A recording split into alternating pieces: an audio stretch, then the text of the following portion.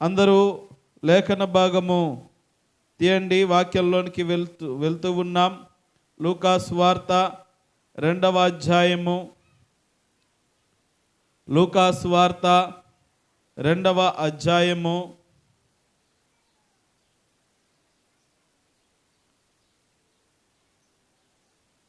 11వ వచనాన్ని చదువుకుందాము.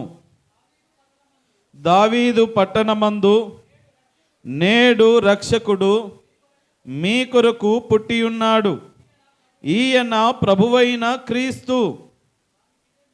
దానికిదే మీ కానవాలు, ఒక శిశువు పొత్తిగుడ్డలతో చుట్టబడి ఒక తొట్టిలో పండుకొని ఉండుట మీరు చూచెదరని వారితో చెప్పెను.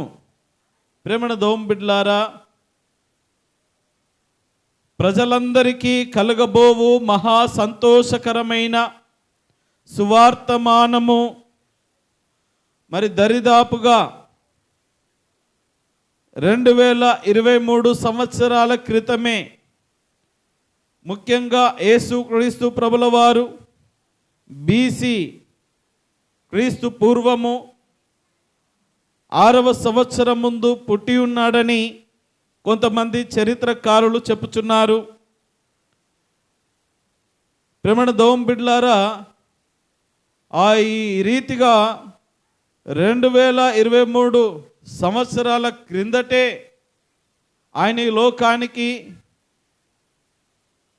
మానవునిగా కన్య అయిన మరియ గర్భమందు వచ్చి ఉన్నాడనే ఆత్మీయ సత్యము మనందరికీ తెలియను.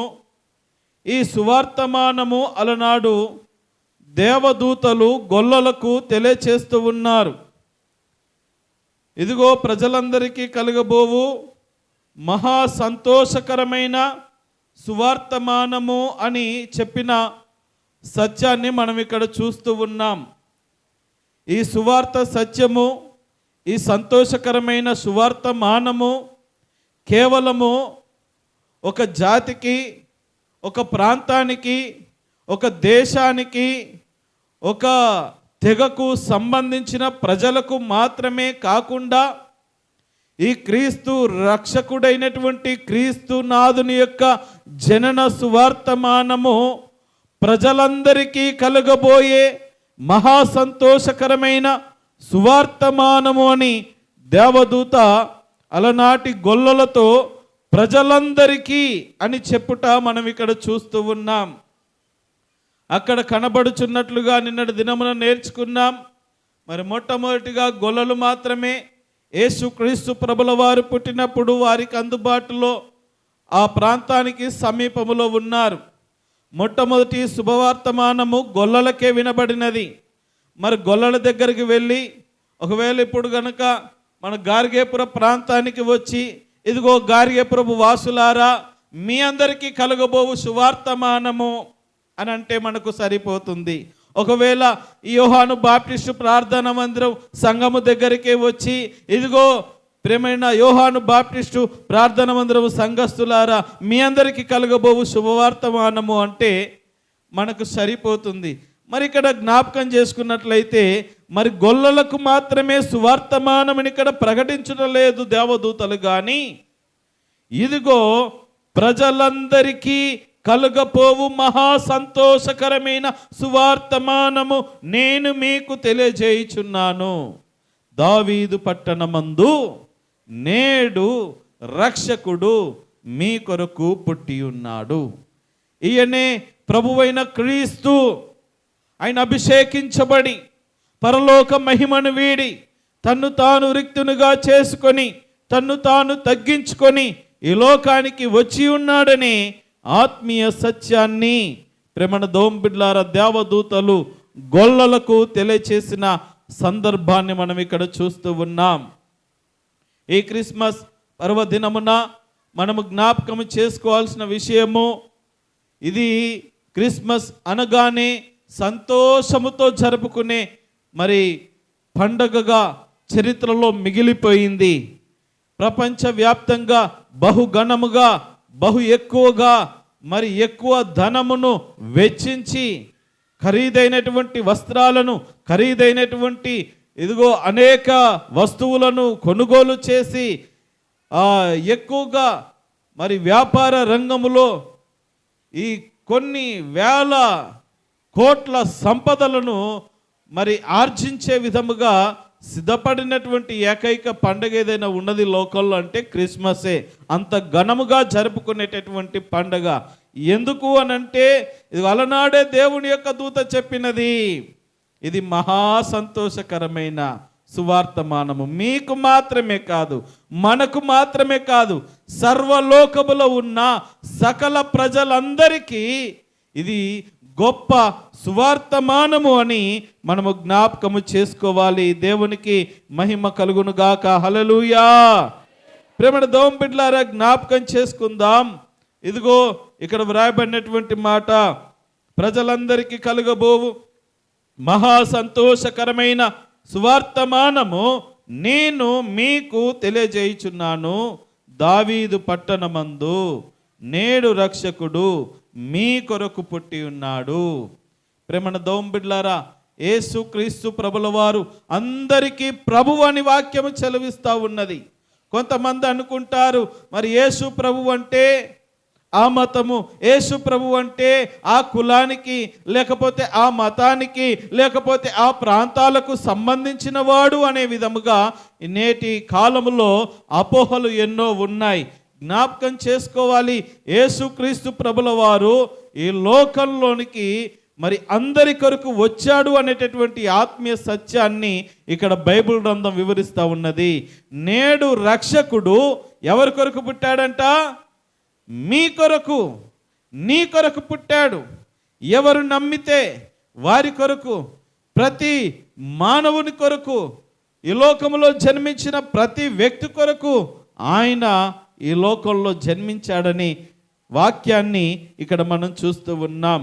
నేడు రక్షకుడు మీ కొరకు పుట్టి ఉన్నాడు అని చెప్పి ఆ పరలోక సైన్య సమూహము ప్రభువును ఆరాధిస్తూ ఉన్నారు. చూడండి, వెంటనే పరలోక సైన్య సమూహము ఆ దూతతో కూడా నుండి సర్వోన్నతమైన స్థలములలో దేవునికి మహిమయు ఆయనకిష్టులైన మనుషులకు భూమి మీద సమాధానమగుగాక అని దేవునికి స్తోత్రము చేయుచుండెను.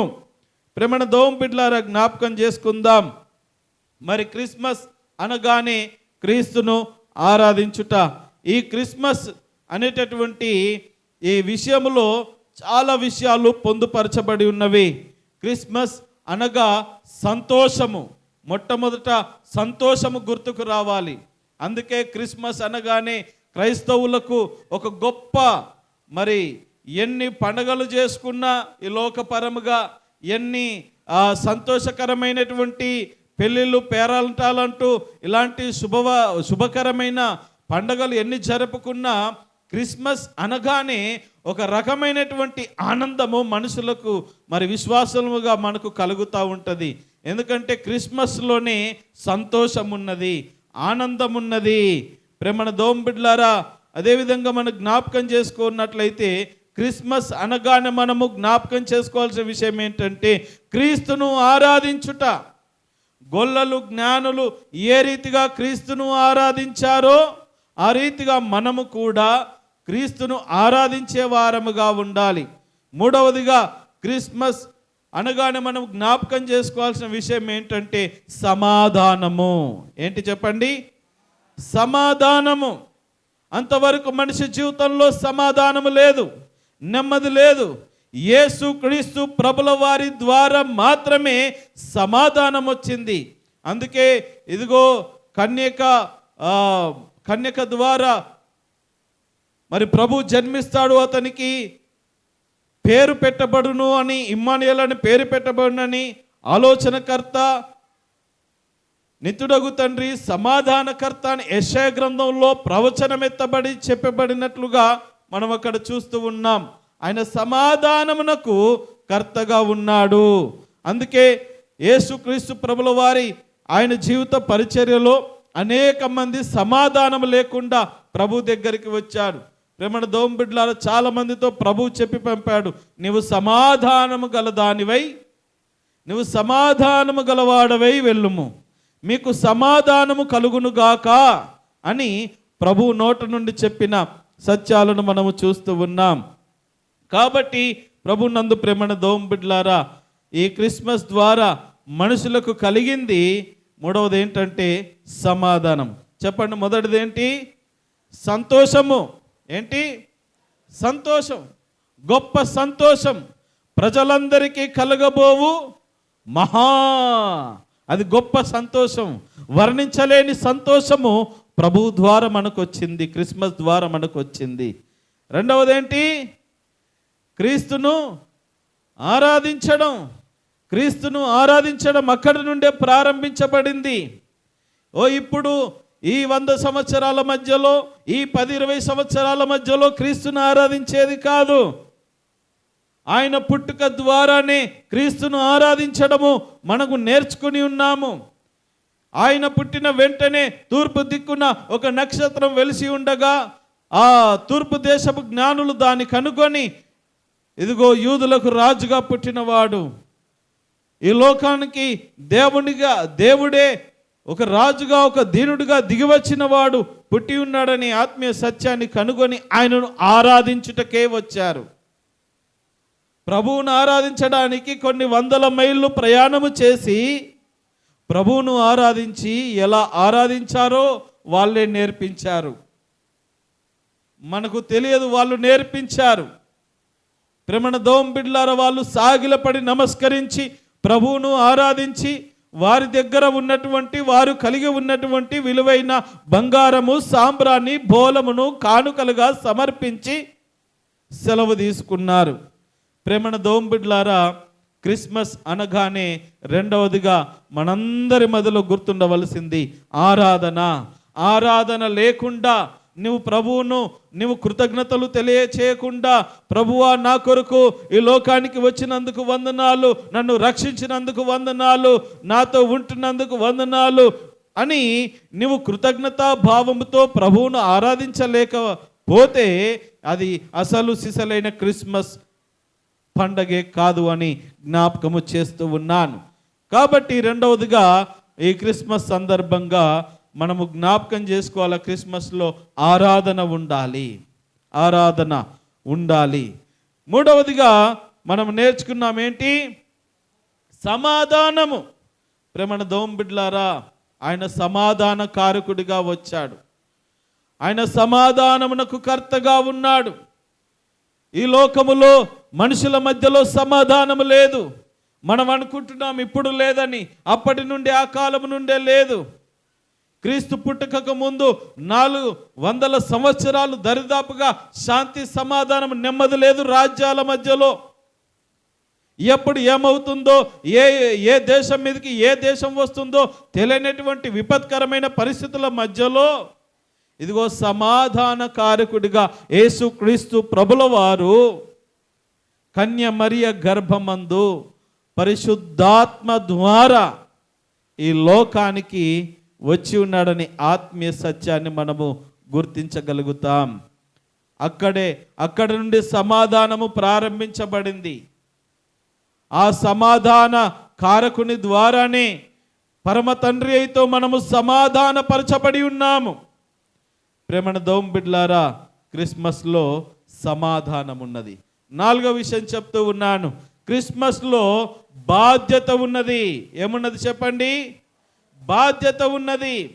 ప్రేమణ దోంబిడ్లారా, కొన్ని కార్యాలు మనము బాధ్యతతో నిర్వర్తించినప్పుడే ఆ పనులకు అందము ఉంటుంది.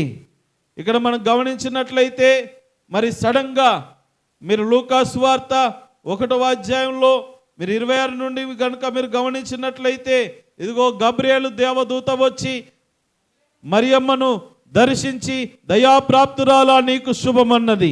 ఇదేంటి, నాకు శుభవచనం ఏంటి అని ఆశ్చర్యపోతుంటుండగా, నీవు మరి కుమారుని కంటావమ్మా, నీ గర్భవాసాన ఒక శిశువు జన్మిస్తాడు, ఆయన లోక రక్షకుడని ఆ శుభవర్తమానమును తెలియచేసినప్పుడు ప్రేమణ దోంబిడ్లారా ఆశ్చర్యపోయింది మరియమ్మ.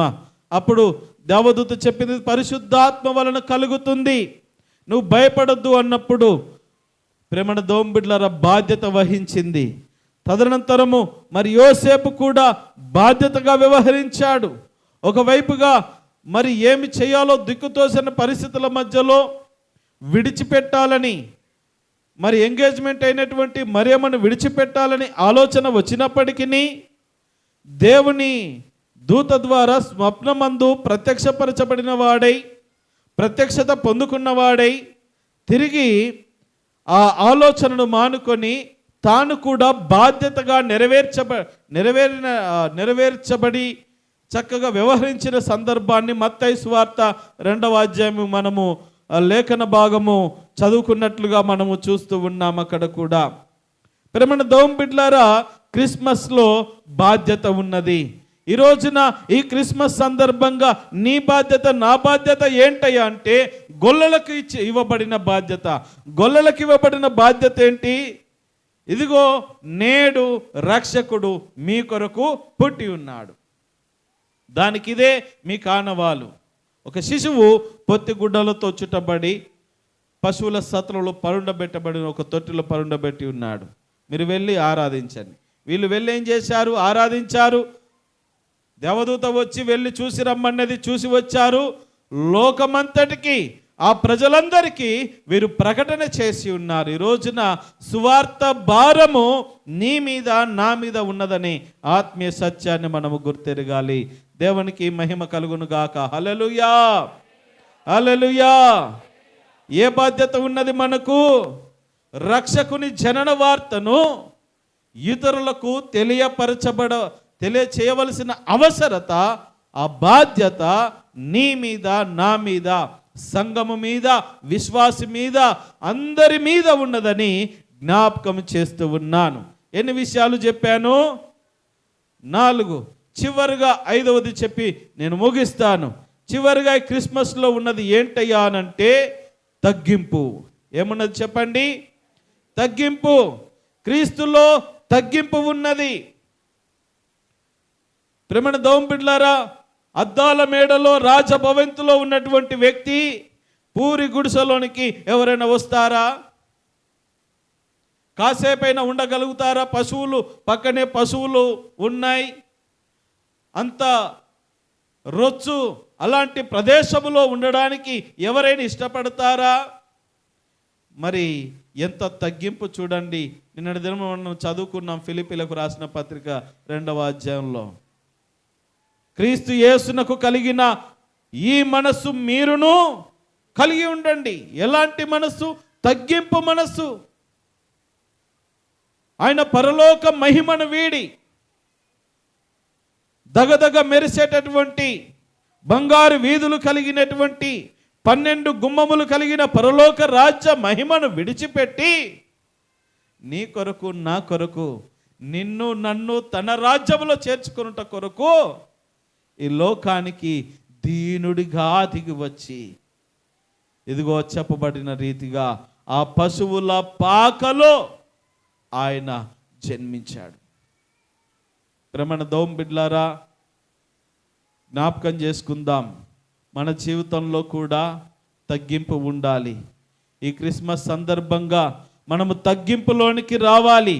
క్రీస్తు వంటి స్వభావములోనికి మనము మార్చబడాలి. క్రీస్తు స్వభావం ఏంటంటే తగ్గింపు స్వభావము. ఆ తగ్గింపు కలిగి మనము జీవించడము నేర్చుకోవాలని జ్ఞాపకం చేస్తూ ఉన్నాను. కాబట్టి ప్రేమణ దోంబిడ్లారా, చదవండి, చెప్పండి. 5 విషయాలు మీకు చెప్పాను. మొదటిది, క్రిస్మస్లో ఏమున్నది? సంతోషం. గట్టిగా చెప్పండి. క్రిస్మస్ అనగా రెండవది ఆరాధన, ఆరాధించాలి. మూడవది క్రిస్మస్ అనగా సమాధానము. క్రిస్మస్లో సమాధానం ఉన్నది. మనము సమాధానంగా ఉండాలి. ఒకవేళ ఇంతవరకు నీ జీవితంలో సమాధానం లేదేమో, దేవుడిక ముందు నీకు సమాధానం ఇస్తాడు. దానికి ముందుగా నీవు కూడా కొన్ని విషయాల్లో సమాధాన పడాలా.